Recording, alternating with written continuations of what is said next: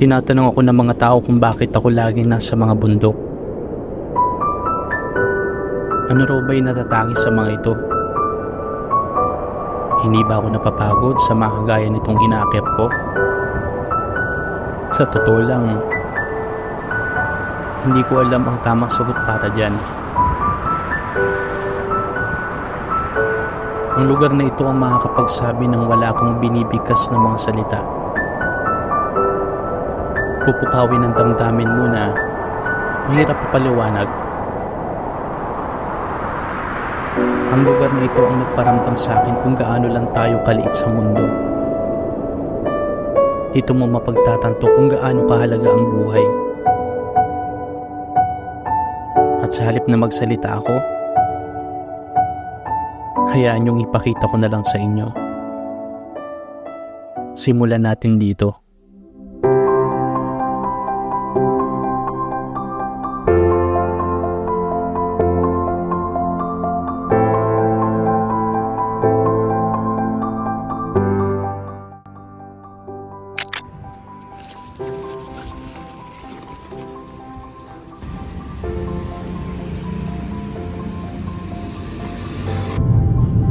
Nagsimula yung mahaba nating biyahe mula dito sa Makati hanggang sa Kabayan Benguet sa Hilagang Luzon. Dadayuin natin yung pangatlo sa pinakamatataas na bundok sa buong Pilipinas, ang Mount Pulag. Solo joiner nga pala tayo ngayon, kaya pupunta muna tayo sa pick-up location para dun tayo sunduin bago magsimula ang biyahe.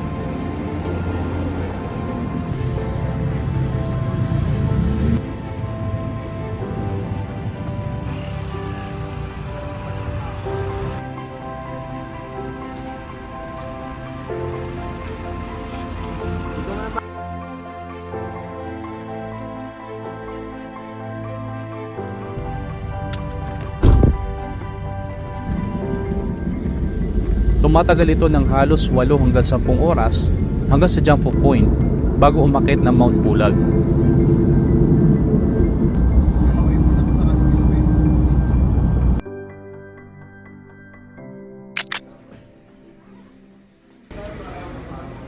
Humito yung sinasakay namin dito sa Bukod Benguet para sa aming medical clearance na isa sa mga requirements bago tayo makaakyat. Kung ano yung mga nakasulat.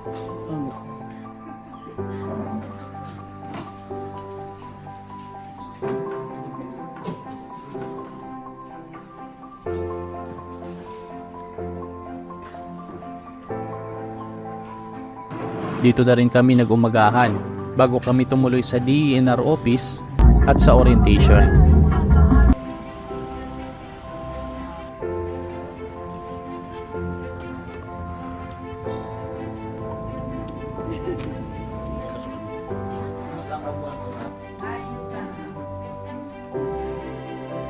Noong nakarang April 2022, idiniklara ang Mount Pulag na isa sa mga protected landscape ng Pilipinas under ng NIPAS Act of 1992. Hindi lang para protektahan ang lugar, kundi maging ang mga tao at komunidad sa paligid nito.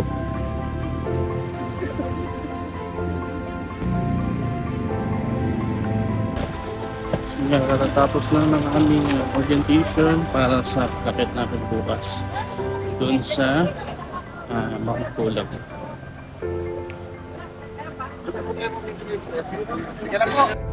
Sinimulan na naming bumiyahe, higit kumulang 30 minuto papunta dun sa aming tutuluyan bago kami umakyat.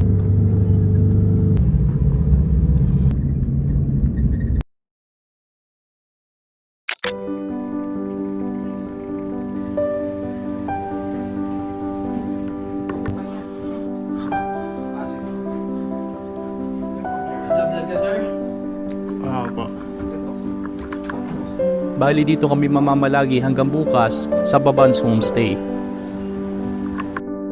Hindi na bago sa akin yung ganito mga solo travel. Mas na-enjoy ko kasi yung tinatawag na me time. At isa sa rason kung bakit nagpunta ko dito, dahil sa napakainit na panahon sa syudad. Tingnan mo naman dito, sobrang lamig lang. Papaano pa kaya sa peak ng Mount Pulag? Bali nag-prepare na sila ng aming lunch. Nasa inclusion na rin pala ito ng aming tour package. Katapos namin magtanghalian, ituturo ko kayo dito. Dito sa taas sa mga kwarto namin, merong paliguan dito pati sa baba. Syempre may hot shower. Pero depende na lang sa inyo kung gusto nyo maligo ng tubig na parang nagyayelo sa lamig.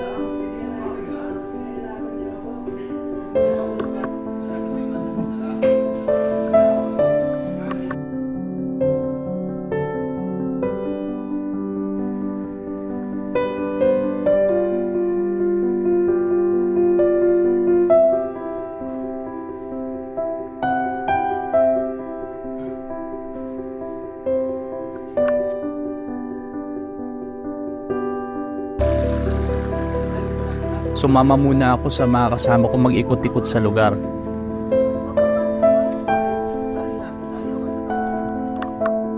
Nakakatawa yung komunidad dito.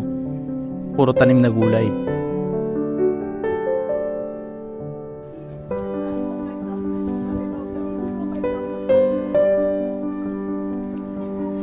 Mahaba pa ang oras kaya kinakailangan muna namin magpahinga. Pero yung sapat lang para mamayang gabi makapagpahinga ng mahaba-haba dahil magsisimula ang aming trail ng 1:00 ng madaling araw.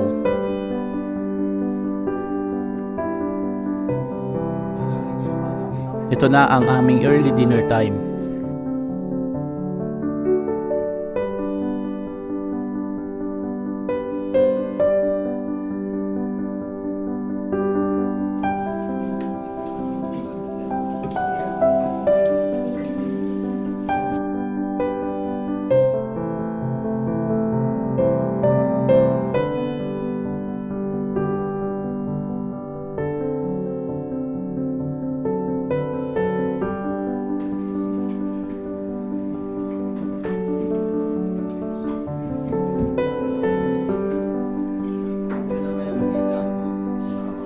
Siyempre pagkatapos nito, sinabayan na kami ng orientation ng aming mga coordinator para maging preparado kami ng mas maaga at hindi na naghihintayin pa bago pumunta sa ranger station. 5 na tubig, okay na siguro yun. Kasi sa Pulag is malamig pa rin kahit gantong panahon na. Kanina umulan, so hindi natin alam kung ano mangyayari mamaya. Maaaring sobrang ganda dito, pero pagkakit natin doon is medyo naulan na.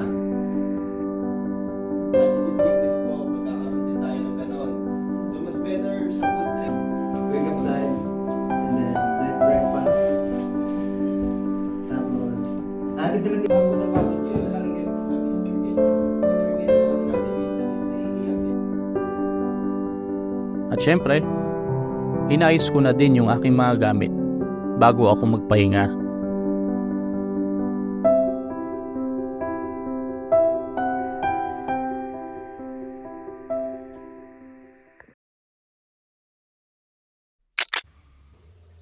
Ang pagising ng 12:00 ng hating gabi ay mahalaga kung nagnanais kang makita ang pinakanatatanging pagsikat ng araw mula sa Mount Pulag. Kailangan maging handa kahit 3 layers ng jacket. Panlaban sa matinding lamig mula sa pinakamataas na altitude dito sa Benguet. Nakilala nga sa pinakamababang temperatura dito sa Luzon. Eksaktong 1:00 ng hating gabi, nagsimula ang aming pag-akyat. Ang daan dito sa parte na to ay medyo madali pa, papuntang camping site 1. Matagal ka na po nag-vlog? Matagal na pero nagbago ako ng channel eh. Since when ka? Since when ka ba nag-solve siya? Nung before pandemic. Anong first mo? Anong first mo? Cebu?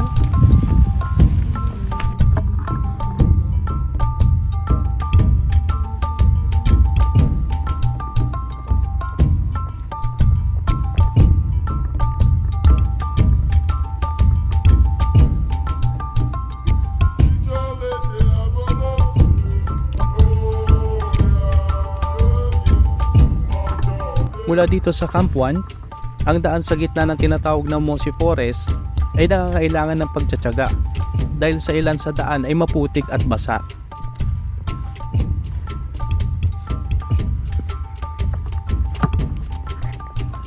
Kailangan ding mag-ingat dahil sa madudulas na bato dahil sa pinalilibutan na ito ng mga lumot.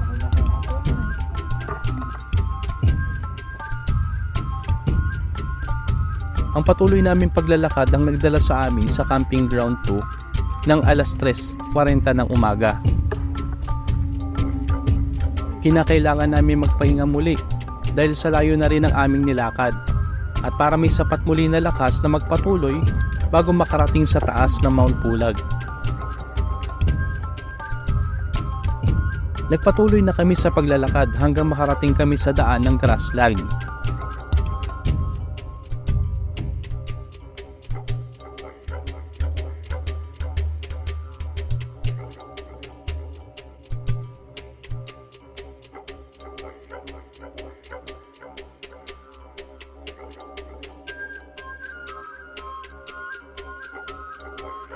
Sa parting ito, medyo hirap na ako sa pag-akyat dahil sa pulikat na aking parehas na binti. Sabayan pa ng hirap sa paghinga dahil sa mataas na bahagi na ito ng mga bundok. Sa bahaging ito, alas 5:30 na at kaunting oras na lang nasa tuktok na ako. Pero nagsisimula na ding pasikat ang araw. Konting-konti na lang.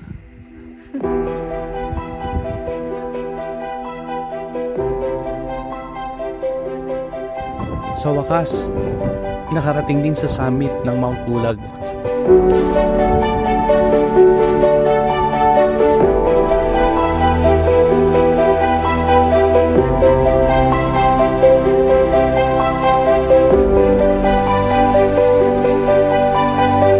Sa lugar na ito, pakiramdam ko na sa akin na ang lahat ng kailangan ko. Nakikita ko at nararamdaman ko na buhay ang kalikasan. Lahat ng pangamba at problema ko, unti-unting nawawala. At ito ang nagpapalaya sa akin. Ang bumubuhay sa akin. Ang maikling sandali na ito ay malaking bagay na para sa akin. Ito yung nagsisimula ka na maniwala sa maikling sandali na mapagtatanto mo kung gaano kahalaga ang buhay. Pag-akit sa mga bundok,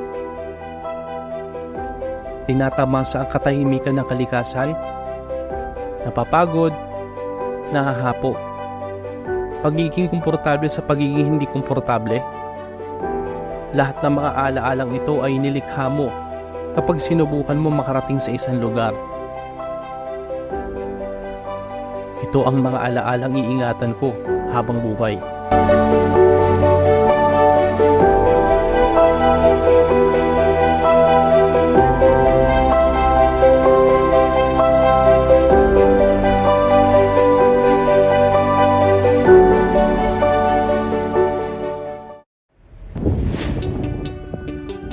Sa sandaling ito, parang ayaw na namin bumaba.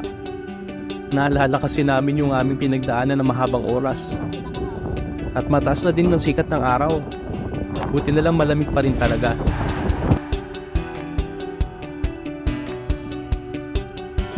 Kada oras ata nagpapahinga kami. Although sila yung unang pinaka-demanding, pero pag nabigay mo, Dinadaan na lang namin sa tawa at saya dahil sa ganda ng paligid.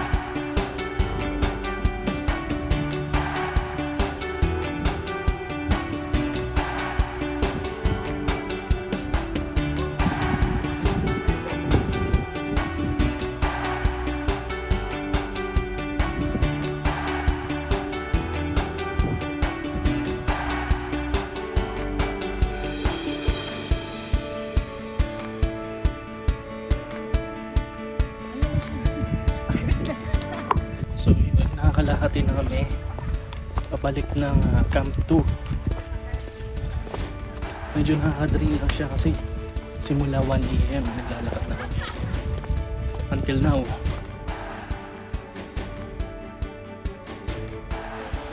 Dito na kami sa may Mossy Forest. So, hindi na kami masyado nag-picture kasi pagod na din. So, isang oras pa yung lalakarin namin papunta dun sa Camp 1. Kaya good luck na lang talaga. Humihina na yung binti ko. Hindi na ako masyado nakapag-vlog sa sandaling ito. Dahil ginusto na lang namin makarating na sa ranger station. At dahil sa mag-aalas 11:30 na ng tanghali, at kailangan pa namin maghanda bago bumalik sa kanya-kanya naming destinasyon.